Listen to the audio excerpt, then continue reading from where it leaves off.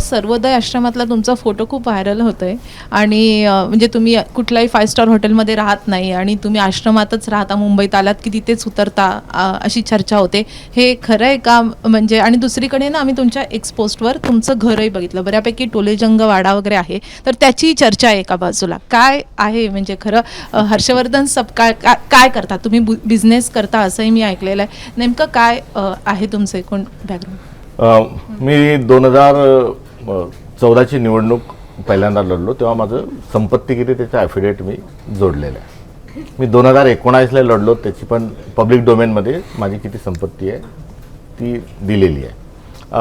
2024चे कागद माझे तयार होते, पण ते मला तेव्हा थांबवावं लागलं, त्यामुळे ते तसेच आहे.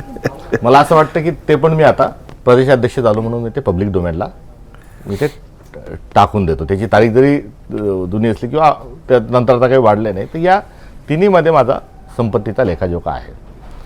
मी आमदार होण्यापूर्वी मी जिल्हा परिषद अध्यक्ष असल्यापासून तर आमदार होईपर्यंत माझी एकही गुंठा जमीन ही वाढलेली नव्हती. आमदारकीच्या काळातही माझी संपत्ती जेवढी होती तेवढीच राहिली. दरम्यानच्या काळातही तेवढीच संपत्ती आहे. काही 10-20 गुंठे माझं घर बांधण्याकरता मला माझं एक जे शेत होतं ते विकलं. काँग्रेसचे जिल्हा काँग्रेसमध्ये नाही, काँग्रेसच्याच जिल्हा परिषद काँग्रेसमध्येच होतात ना जिल्हा परिषदेचे अध्यक्ष? हो, मी काँग्रेसमध्येच होतो, काँग्रेसमध्येच आहे आणि राहील सुद्धा. पण मला माझं घर जे आहे आता काय अधिक त्याची मैत्री झाल्यामुळे मुलाचं शिक्षण, मुलीचं लग्न आणि राहिलेलं घर पूर्ण करण्याकरता माझी 17 गुंठे जमीन होती, ती तेवढी फक्त माझी कमी झाली. मी 55 वर्ष एका बसक्या जुन्या घरात राहत होतो. त्या घरातून माझं आता एक छानशा निसर्गाच्या सानिध्यातल्या एका घरात मी मुली शिकायला जाण्यापूर्वी काही दिवस राहिलं पाहिजे तिथे राहायला गेलो आहे आणि छान एक टुमदार घर मला बांधता आलं. सगळ्यांना या स्वागत आहे तुमचं. तर ते तिथे घरही आहे आणि वाडवडिलांची जमीन, आईवडिलांचा आशीर्वाद असा आहे की मी ती जीवनशैली अफोर्ड करू शकतो, अशा जीवनशैलीमध्ये मी आहे.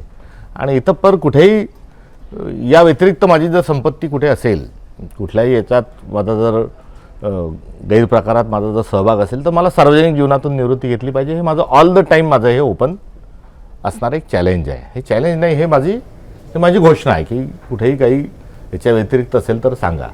त्यामुळे अब कुछ तो लोग कहेंगे, लोगों का काम है कहना. तर मी साधा नाही हा दाखवण्याचा प्रयत्न होईल आणि मी साधा आहे हे दाखवण्याचा मी प्रयत्न करणार नाही. आणि राहिला तो विषय, मी मुंबईत आल्यावर जिथे थांबलो, तर हे की मी आजच झाल्यावर गेलो आणि तिथे काही थांबलो असं नाही. मी विद्यार्थी दशेपासून मुंबईत आल्यानंतर मुंबईत आलेल्या माणसाने कुठे राहावं हा एक मोठा प्रश्न असतो गाव तालुक्यातून आलेल्या माणसाला. तर मी गाडगे महाराज, तुकडोजी महाराज यांच्या चळवळीतला एक कार्यकर्ता आहे. गांधींबद्दल, विनोबांबद्दल आदर, आकर्षण आहे. सर्वोदयाशी संबंधित आहे.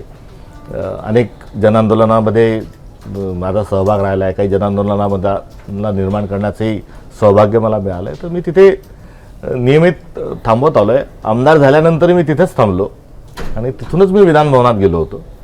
आता यावेळेस 4 लोक सोबत जास्ती होती, यावेळेस तिथे गेलो, तिथेच राहिलो. त्यामुळे तो माझा रुटीनचा भाग आहे. आणि या दरम्यानच्या काळात सारख्या मी वेगवेगळ्या पदयात्रांना जात होतो.